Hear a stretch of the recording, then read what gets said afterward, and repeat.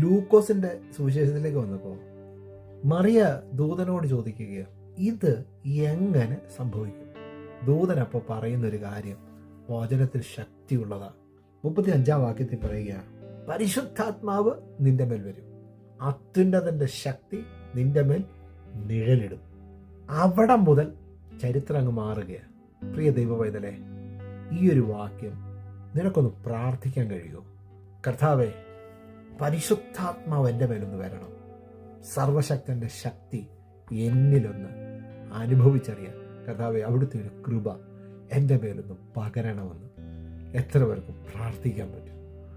പഴയ നിയമത്തിലും പുതിയ നിയമത്തിലും നാം വളരെ ശ്രദ്ധയോടെ പഠിച്ച പരിശുദ്ധാത്മാവ് വന്നിടത്തെല്ലാം അസാധാരണമായ അത്ഭുതങ്ങളാണ് സംഭവിച്ചിട്ടുള്ളത്.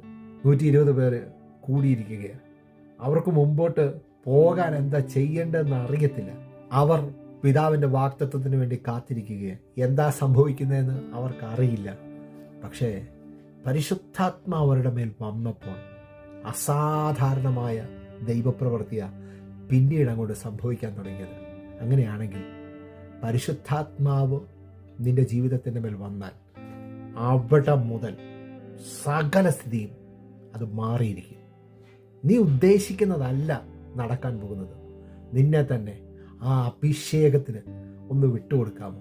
അഭിഷേകം നിന്റെ മേൽ വന്നാൽ അസാധാരണ കാര്യങ്ങൾ സംഭവിക്കുമെന്നുള്ളത് 100% ഉറപ്പാണ്. പഴയ നിയമത്തിലെ ഒറ്റ ഉദാഹരണം, ഒരു സിംഹം ഒരു മനുഷ്യനെ കൊന്നു കളയാൻ വേണ്ടി മുന്തിരിച്ചക്കിന്റെ നിലവിൽ നിന്ന് ചാടി വീഴുക. വചനം പറയുന്നു, അപ്പോൾ പരിശുദ്ധാത്മാവ് അവന്റെ മേൽ വന്നു.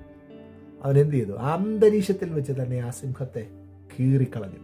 പ്രിയ ദൈവവേദനെ, ഇതുപോലെ നിന്നെ തകർത്ത് കളയുവാൻ വേണ്ടി തന്ത്രം മെനഞ്ഞുകൊണ്ട് പൈശാചിക ശക്തികൾ ആഞ്ഞടിക്കുമ്പോൾ നിന്റെ മേൽ പകരപ്പെട്ട അഭിഷേകം അവിടെ ജ്വലിക്കും.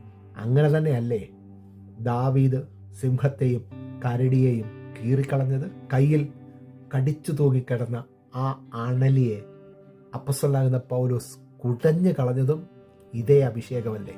ഇതേ ശക്തി തന്നെയല്ലേ യേശുവിനെ കല്ലറയ്ക്കകത്തിൽ നിന്ന് ഉയർത്തെഴുന്നേൽപ്പിച്ചത്? അങ്ങനെയെങ്കിൽ നിന്റെ ഉദ്ധാരണത്തിന് വേണ്ടി നീ പരിശുദ്ധാത്മാവിനെ ആശ്രയിക്കുക. പരിശുദ്ധാത്മാവിന്റെ സാന്നിധ്യം നിന്റെ ജീവിതത്തിന്റെ മേൽ അസാധാരണമായ കാര്യങ്ങൾ ചെയ്യും.